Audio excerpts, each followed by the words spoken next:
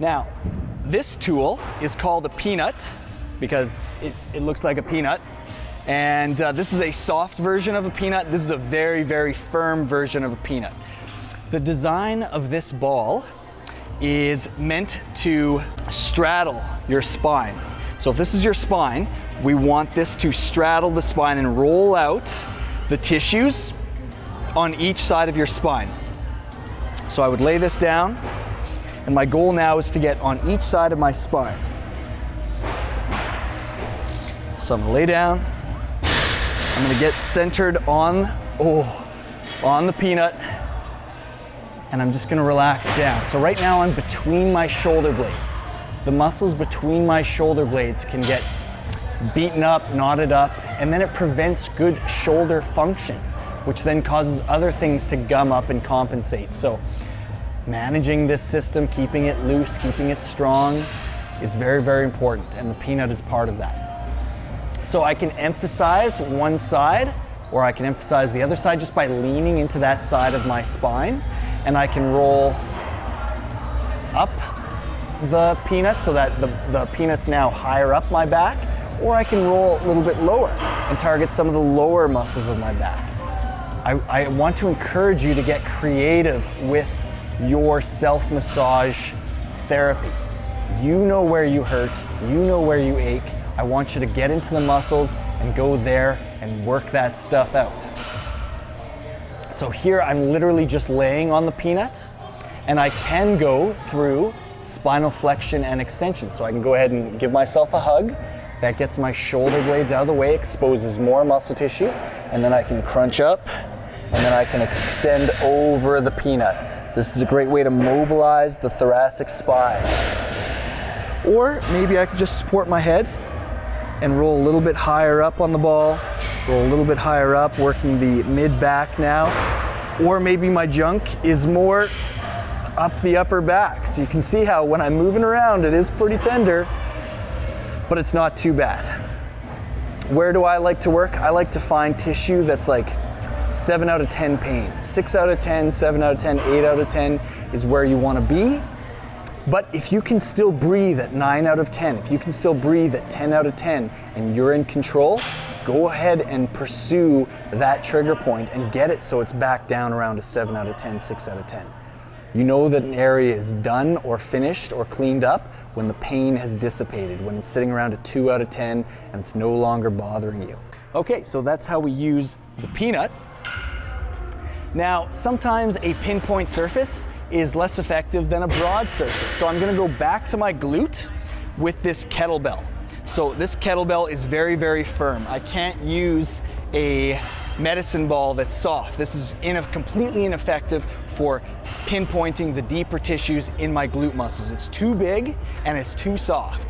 This is just right. So it's a smaller version. You could have a medicine ball like this that's relatively the same size, and again, it's not soft at all. You could definitely work on that ball, or this kettlebell. What's nice about having a firm medicine ball is you don't have this handle in the way.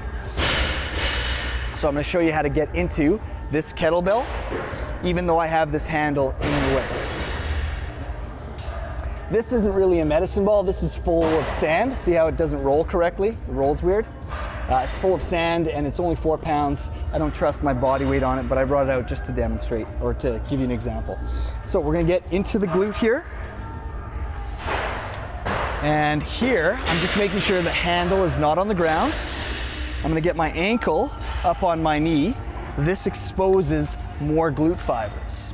So know that wherever you're targeting, wherever you're rolling out, a subtle movement of the arm, a subtle movement of the leg, a subtle movement of the hip may allow you to access a deeper part of that muscle tissue that needs the therapy, that needs the release. So by getting my ankle up here, I can now get into a corner of my hip, corner of my glute that I wasn't able to get to before with my leg on the floor. Now, that works vice versa. I can get into positions now here in my glute that I couldn't when my ankle was up here. So again, you gotta get creative and you gotta hunt. You gotta hunt for those tight corners. Okay, so that's how we use that tool. That tool is very effective for getting into the glutes, the adductors. I'll show you really quick how to get into the adductors. So here, I can lay my inner thigh on this kettlebell, and I'm getting right in to this muscle tissue right here, which is very effective for digging out this inner thigh. Now, if I didn't have a big tool like this, we could use a similar tool, and I'll show you how to prop that up. So here I can roll deep up towards the groin, and I'm working on some tight tissue up and around the groin, or I can work all the way down closer to the knee. In around the knee, I can pin that spot and then go through knee extension and knee flexion to open up that tissue. Now let's say we didn't have a kettlebell and we didn't have a medicine ball that has that nice height for clearance of our leg. If you didn't have clearance, you wouldn't be able to roll out certain tissue. So right now, there's so much of my knee on the floor that I cannot effectively get any pressure on this lacrosse ball. Same with this softball. This softball is bigger, but I'm not getting into the tissue. Enter the block. So this block, if I didn't have a big ball, if I had a small ball, and if we set it up on this prop here, now I can get into, oh yeah, there we go. So now I've got some clearance underneath my knee, and I can get some weight going through that inner thigh, and I can still perform this action. So now I can get to work on my adductor when I've propped it up on this block here. Could I use two? Absolutely. Here's an example of me using two. Prop that up, now it's real high, and now it's real nasty. A lot of my weight is going through that. If I wanted to get even more precise and pinpoint, I would just use a smaller ball. Oh, and now it is nasty. So those are effective ways to get into tight tissue that isn't moving well. If it's not moving well, you're gonna have a hard time improving joint dynamics. Now this is a great tool for the inner thigh if your inner thighs are really, really beat up, because it's softer. These other tools are so firm and they might turn you off immediately from foam rolling. So you want to use tools that make you want to come back. Obviously, if you're always rolling out and you're at a 10 out of 10 for pain, you're not going to want to continue to do this. And massage and foam rolling and these techniques are best done consistently, day in and day out. Just like with muscle therapy. If I have a muscle that's bothering me, I roll it out every day for a couple minutes until it doesn't bother me anymore. That's what I do. All right, so this is quite a bit softer. I've got clearance and I can effectively work into the lower half of my adductor. Up here, this tool is too soft. This tool is too soft to get into these strong adductors that are up and towards my groin. So it's an ineffective tool for the top half of the muscle, but it's a very effective tool for the bottom half. I'll show you an example where this foam roller would not be effective for me. So in the chest, if I were to lay on it like this, I'm just not getting enough pressure. No matter how I angle it through my pec, I'm just not getting enough pressure through my pec to make a quality change. So if I were to use a ball, this is a little bit more pinpoint. It can move in every direction. This can't move in every direction. It can only move side to side. This has a vertical component, which allows me to work in circles. I can pin my chest through the pec here, and I can work up and down through the knots. And this is real nice. This, I can tell this is effective. It's working into my pec. I can do the same thing with a kettlebell. I can do the same thing with a ball, with a prop.